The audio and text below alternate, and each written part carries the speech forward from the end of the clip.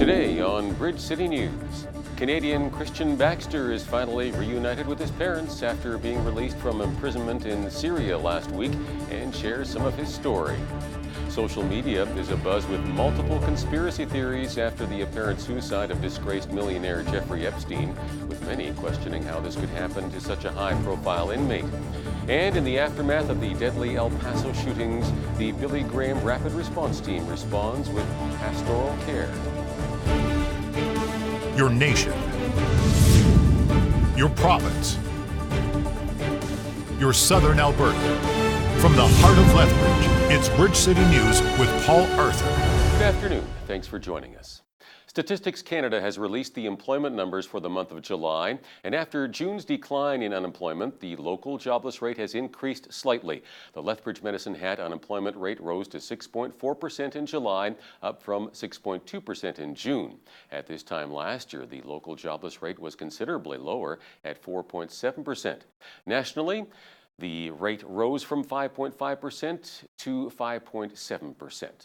The Lethbridge Library is going to be a happening place next weekend as it will celebrate 100 years of service in our community. Both branches will host free barbecues on Saturday, along with live music and plenty of family activities. The actual anniversary date is on Wednesday, August 14th, and officials say they will be making several exciting announcements that morning. The founder of an Alberta separatist party pitched his plan in Calgary yesterday. Peter Downing of Wexit, Alberta, says it's not just a Liberal federal government issue, but the way Confederation is set up that favors the East politically and economically. Downing hopes to merge Alberta separatist groups into one group and run candidates federally and provincially. Former Harper government cabinet minister Jay Hill was at the Calgary meeting and says people should take the Western separatist movement seriously. Police in Edmonton are searching a rural area outside the city near Beaumont and are asking property owners to also check their land and any security videos for a woman last seen 2 months ago.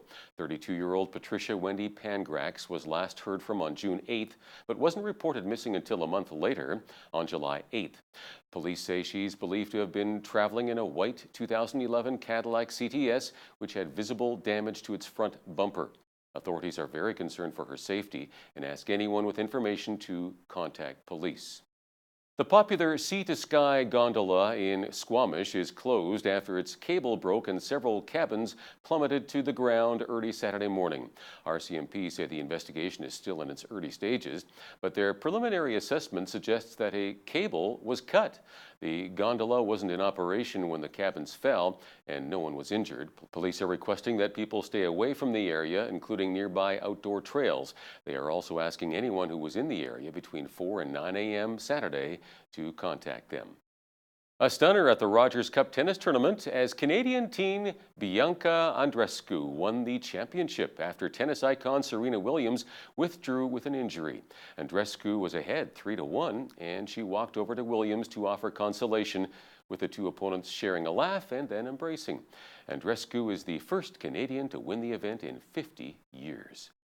Christian Baxter landed in Vancouver yesterday after being released from imprisonment in Syria last week. The 45-year-old Nanaimo man was held in Syrian prisons for 8 months after visiting the war-ravaged country as a tourist last December. The Lebanese, they picked me up, they brought me across the border, and they brought me to the Canadian officials, and they were amazing. The night before, there was this general who met me 4 days before, and I'd been to the bathroom, and he goes, "Hey, Christian." They never used my name there, so it was really kind of bizarre to hear my name. And he said, "I'm going to see your room, and we're going to clean it, and I'm going to give you a little mattress." And I said, "When am I going home? It's all I care about." He said, 1 or 2 weeks. And I'm like, "Oh, thank God, thank God." He said, "We have to talk to the embassy." And then I said, "Who, the Canadian embassy?" He said, "I don't have any details." And then the night before I got free, he came to my room. They gave me a haircut. My hair was really, really long, and I had a big beard. They shaved me and gave me this haircut. They came to my room, and I had like a little slot where they pass you food. so they didn't have to open this door. He put his hands through and he goes, "You're going home. I'm so happy for you." This man was very, very nice to me. Baxter says he wrote a diary on the walls of his cell every day to keep his mind busy as he wondered whether anyone knew where he was. It still isn't clear as to why exactly he was detained. An autopsy was scheduled to be done today on the body of disgraced millionaire Jeffrey Epstein, whose apparent suicide in U.S. federal custody yesterday is under investigation. He was in jail awaiting trial on sex trafficking and conspiracy charges involving the alleged abuse of dozens of underage girls. Prosecutors say their investigation into the allegations will continue. Meanwhile, social media is abuzz with multiple conspiracy theories, including some that allege that Epstein was murdered as he was well connected among famous and powerful people, including royalty and politicians. Close to 2.5 million pilgrims took part in a symbolic stoning of the devil in the final days of the annual Hajj pilgrimage in Saudi Arabia, as Muslims around the world marked the start of the Eid al-Adha celebrations. In Mina, pilgrims spent the final days of Hajj throwing pebbles at a pillar in a symbolic casting away of evil. The massive tent city is where the deadliest Hajj disasters have occurred, including a 2015 stampede that killed over 2,400 people. British Prime Minister Boris Johnson is promising more prisons and stronger police powers in an effort to fight rising violent crime. The Conservative government announced plans today to create 10,000 more prison places to ease overcrowding and said it would allow police to stop and search people without reasonable suspicion if serious violence is anticipated. Such powers are contentious because a disproportionate number of young ethnic minority men are likely to be stopped and searched. Palestinian medics say at least 14 people have been wounded in clashes between Muslim worshippers and Israeli police at a major holy site in Jerusalem. Clouds of tear gas swirled and stun grenades thundered across the site, which Muslims call the Al-Aqsa Mosque compound and Jews refer to as the Temple Mount. Police say at least 4 officers were wounded, while witnesses say at least 2 people were arrested. The reported death toll from floods and mudslides in southern India has risen to 114, with more than 400,000 people displaced. The worst hit area is the state of Kerala, where 57 people are dead and more than 165,000 have left their homes for relief camps. In the aftermath of the deadly El Paso shooting that killed 22 and injured many more, the Billy Graham Rapid Response Team has been on site offering emotional and spiritual care. Al New, the Emergency Response and Logistics Manager, explains.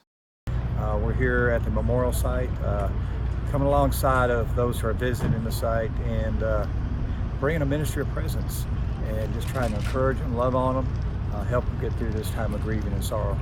A ministry of presence for the Rapid Response Team is simply just come alongside those who are hurting.